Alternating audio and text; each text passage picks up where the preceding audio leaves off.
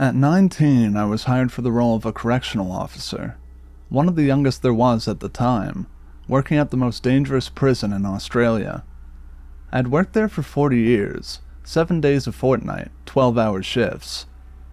While it sounds like a pretty laid-back role, easy money really, the toll it takes on the mind is unimaginable, to the point where no money could encourage me to redo my time working there.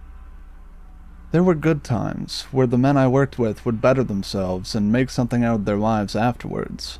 But I saw all manner of things, from courtyard fights to public indecency, to murder and suicide. But none of that is what stuck with me through my time there. You would think so, but no. The one thing that stuck with me through my time there was a short-lived and supernatural experience. There was not a single drop of blood spilled during this experience, yet it was one of the most horrific and graphic things I have ever witnessed. It was a night shift. Come in at 7 p.m., finish at 7 a.m.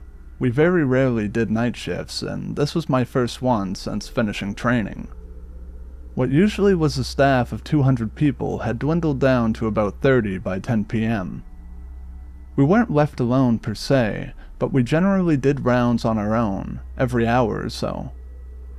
I was prepared and ready to take on the night, and being the youngest on the team and presumably the most naive, there was rounds of light-hearted teasing directed towards me.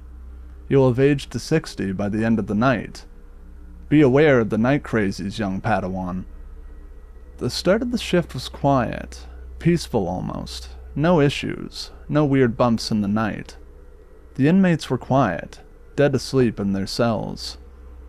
It was probably around 4 in the morning. The tired's were really starting to sink in when I saw the figure shift out of the corner of my eye, just outside the unit. At that point, I had just brushed it off as being sleep-deprived and left to myself while the other staff members did their rounds. However, when I saw the figure move back to where it first initially moved from, my alarm bells started going off, quietly at this point. I turned in my chair to face the windows that looked out into the courtyard and focused my eyes on where I saw the figure move to, attempting to peer through the darkness. I saw it, just a shadow, but there was something there. Now usually if we saw something strange, we should radio it in case it was a loose inmate. But this wasn't a human figure, so I put it down to maybe being an animal, which as large as it was incredibly unlikely. This was a max security prison. Nothing larger than a rat should be getting in. It took my tired brain longer than it should have to process this information. The alarm bells that just moments before were a simple quiet whisper of something may be wrong were now blaring. My now fatigued mind and body were awake, every nerve burning, ready to take action. I leaned over to the control panel and flipped on the outside lights. Nothing. Nothing was there. Just me and my embarrassingly labored breathing filling the unit. My radio crackled. My supervisor had seen the lights flipped on from the unit she was currently doing rounds in. I had told her I thought I had seen something moving outside, but it was most likely just my eyes playing tricks on me. She laughed back and said something that caused my skin to break out in a chilled sweat. We said to be careful of the night crazies. This is a lonely time, and the crazies are lively tonight. Really, it's a sentence that doesn't entirely make sense, unless crazies was a descriptive word of someone or the name of something. I brushed it off as her and the team trying to spook the literal new kid on the block, but still something lingered inside of me that told me that something was not right. I had half an hour of tainted peace before the next encounter with this shadow, except this time it wasn't outside. It had started as a simple, quiet tapping. Maybe it was the wind, but it's coming from the inside. Well, then maybe it's one of the inmates awake and bored. During the day, the inmates would cause a muck if they were confined to their cells, from tapping to banging to blood-curdling screams. The thing was, after a few minutes of thought, it was coming from one of the unoccupied cells. I was still alone at this point, but my unit partner should have been arriving back soon after finishing their rounds. I had stared at that cell door for a few minutes, trying to determine what to do when the tapping suddenly stopped. My previously furrowed brow softened into a picture of surprise, but mostly relief. Almost immediately after relaxing, the scraping started, a long, painful sound, like someone drawing their nails across a blackboard. I cringed at the sound initially, but then panic took over. It wasn't a loud and deafening sound, but it was there, it was happening, when it shouldn't have been. I racked my brain on what to do.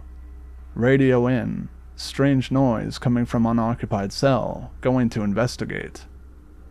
My unit partner gave their affirmations and reported they would only be a few more minutes, that it's probably nothing and that I don't need to wait for them to check in on the cell. I wished they had asked me to wait. I stood and walked over to the cell, in a daze, not even a single hesitation. This outward confidence was at war with my insides, my heart pounding, my brain screaming for me to stop, and my lungs burning for air. My stomach was tied up in knots, and even with all these warnings that something was terribly, terribly wrong behind that door, I didn't stop myself from reaching for the latch. I opened the door. I hadn't turned on the cell light. They all turn on at the same time, and I didn't want to wake the inmates. The only light poured in from the central unit, by shape blocking most of it, letting a few dim streams through. I stepped in. I don't know why. We aren't allowed to step into a cell before inspecting it, but I did it anyway. I stepped inside and into the corner to let more light in, and I saw it. It was facing away from me, a crouched humanoid figure. Its skin was a sickly green-gray color, its knees bent backwards, the kneecaps facing towards me. Its limbs were long and skinny, its joints large bulbs protruding from underneath its skin. It didn't even acknowledge me. It just raised its long arms up above its head, placed the tips of its grotesque digits against the concrete wall of the cell, and ever so slowly dragged its fingers down. I had been silent until this point. The fingers were halfway down its path when I let out a small gasp. It paused, just for a second, then it started to stand, its perverted knees cracking as it did. I was frozen. Its head was sat on a dangerously long neck that was almost the length of its demented body. It had to stoop so that its head wouldn't hit the roof. Then it started to turn, but just before I saw its face, the room went black.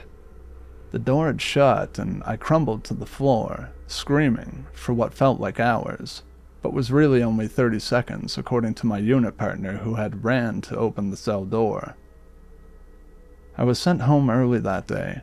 I expected to hear something about it when I went back into work, but there was nothing, not even lighthearted teasing. It was like nothing had ever happened. A few months after the event, when I had finally settled back into a normal routine, I did some research on the prison. Many old Australian prisons had wretched pasts filled with torture. This particular prison was notorious for it back in the day. Abuse, torture, hangings, and riots. I wish I had not researched the history of the prison I worked at, because up until the point I had convinced myself that I was simply sleep-deprived, although that doesn't explain the cell door closing shut and locking. For the most part, the research brought up nothing too daunting, just the typical graphic and gruesome history of Aussie prisons. However, I unearthed a diary entry that was written by a man from those dark times, and one of his last entries really put the nail in the coffin for me. It stayed burned in my mind for these last 40 years. This is what his entry said. The walls we tap to make song are the same walls we scratch. Our nights are loops, and our hunger destroys our truce. They break our legs, and for daylight we beg. Instead they stretch out our necks with their noose.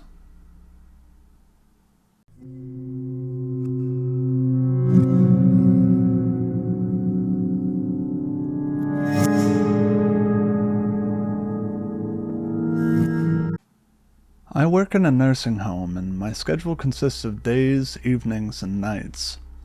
It's rough transitioning between days and nights, but everyone that works here has the same shifts, so we just get through them together. The building has about 100 residents, with 3 floors. The building is shaped like an L, with a north and south wing, and the nursing stations in the middle. The 3rd floor currently only has a few residents living there due to construction, with one of the wings completely shut down because they're ripping out the walls. Due to only a few residents being on that floor, only one nurse is required to be on duty on that floor. I've worked the night shift alone on that floor many times and never really experienced anything scary or weird. Sure, it's creepy and dark at night, but that was it. I've never believed in the paranormal at all. I had the mindset that I had to see it to believe it. I'm a huge fan of true crime and scary movies and stories and true crime and paranormal documentaries, however. A few of my coworkers over the years had talked about how the 3rd floor is haunted. They'd hear knocks at night and see weird things. I was always intrigued to hear about it, but we would always just laugh it off. But that night a few weeks ago has really started to change my mind. I was sitting in the nursing station, watching movies and playing on my phone. I had just done my rounds and had answered a call bell. I had felt off that night and constantly had that feeling of being watched. I also kept on thinking that I was seeing things out of the corner of my eye. The next part is hard to explain, but I'll try as best as I can. As I was sitting there, all of a sudden a shadow dropped from the ceiling and hovered over me, but by the time I realized what I was seeing, it was gone. My heart jumped, and I jumped out of my chair. There was no way it would be a shadow from anything, or a car passing by, as the only window looks out into the forest, with nothing but trees for miles. After a few moments, I calmed down and left the nursing station to go check on my residents.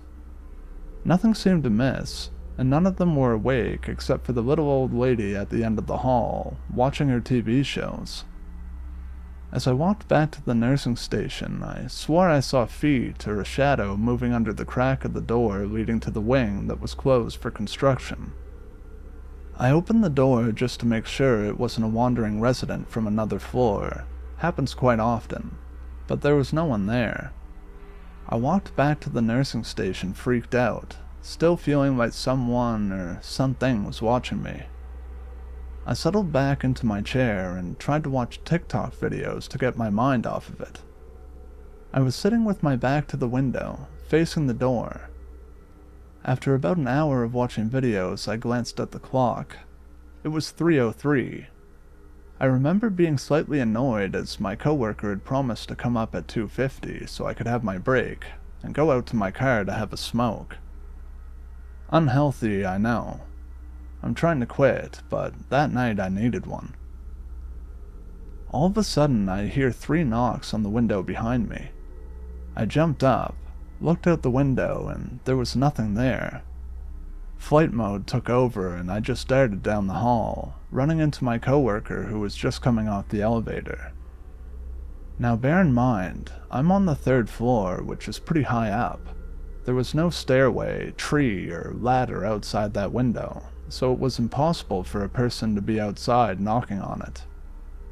I immediately asked my coworker if she knocked or heard any knocking, and she said no. She could see how shaken up I was and offered to switch floors for the remainder of the shift. I was very thankful, as being on the 2nd floor means you're with another nurse, so I wouldn't be alone. I went out to my car and had a few smokes and just tried to calm down. I talked to the nurse on 2nd floor and she didn't seem too surprised. She's heard knocking out there and seen and heard things she can't explain. A lot of people have died up there, and after that night I honestly don't know what to believe anymore. I haven't ever felt fear like I did that night, and I've since worked a few night shifts up there and didn't experience anything like that again. Could it be that I was just tired? I don't know, but I won't ever forget how I felt that night.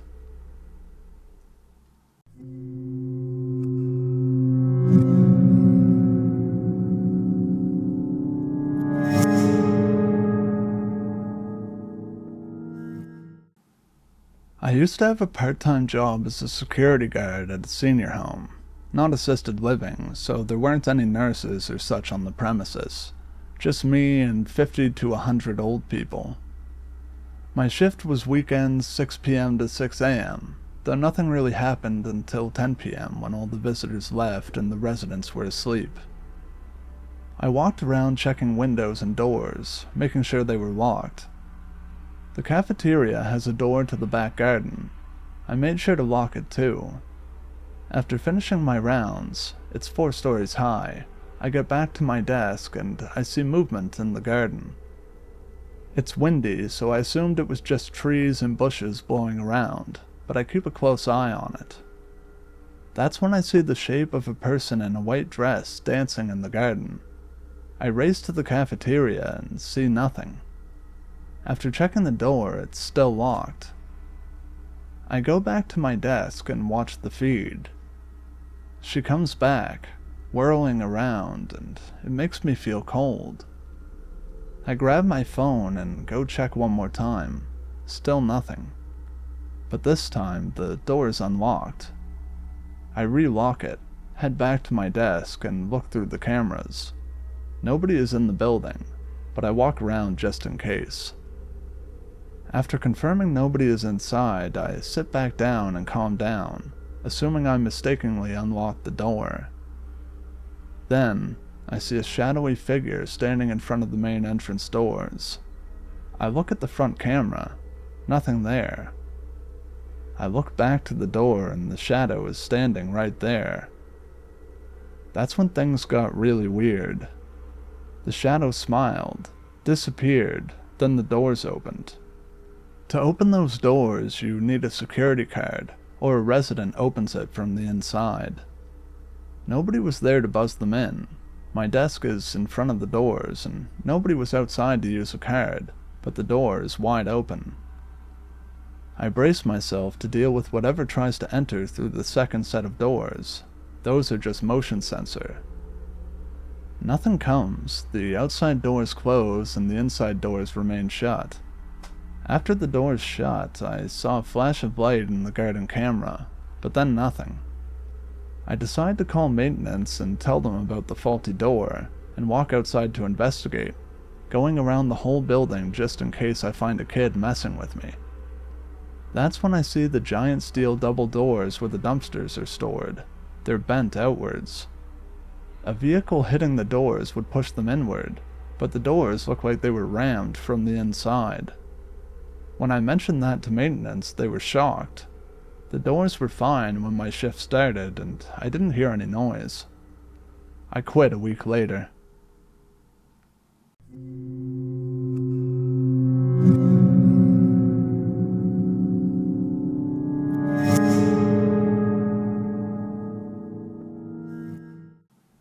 Retired paramedic here.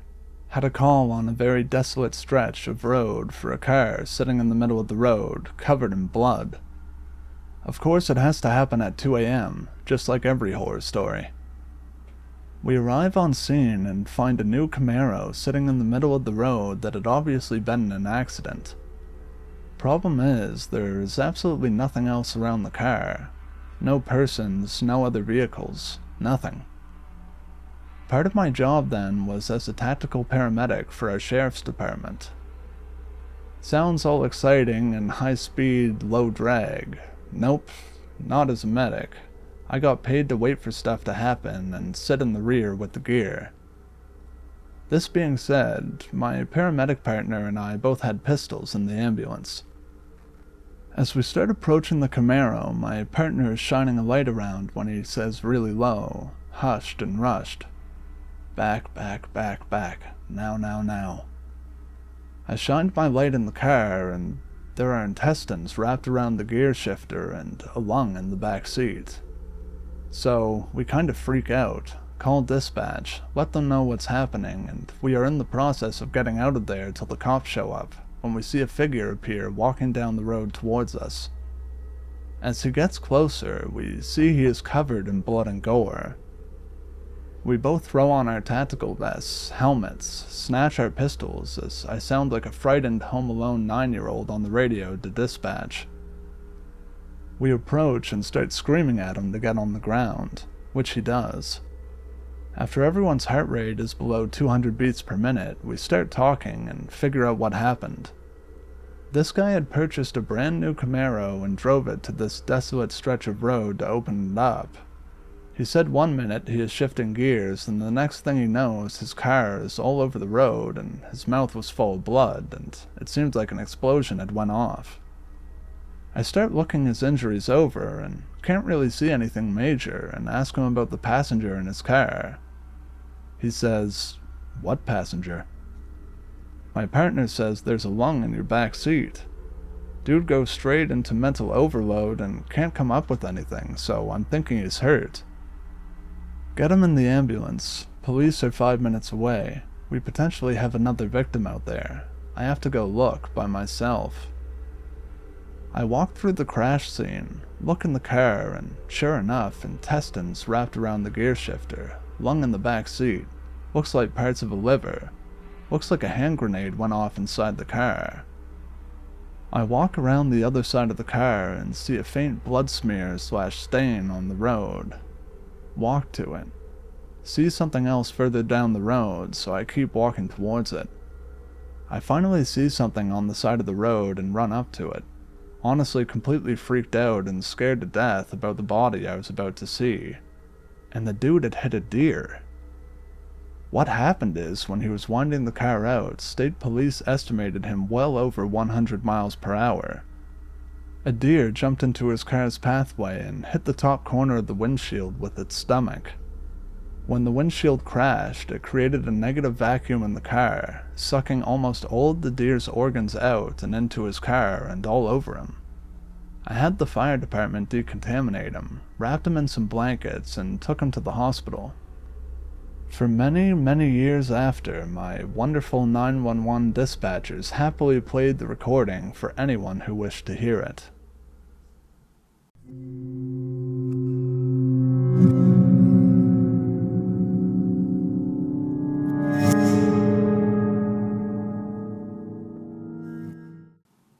Hey guys, glad to see you made it to the end of the video. Have you ever experienced something paranormal at work? Make sure to let me know in the comments below.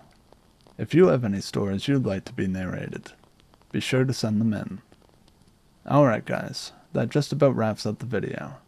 Thank you for watching. I hope you enjoyed it. So long, Fearseekers. I'll see you in the next video.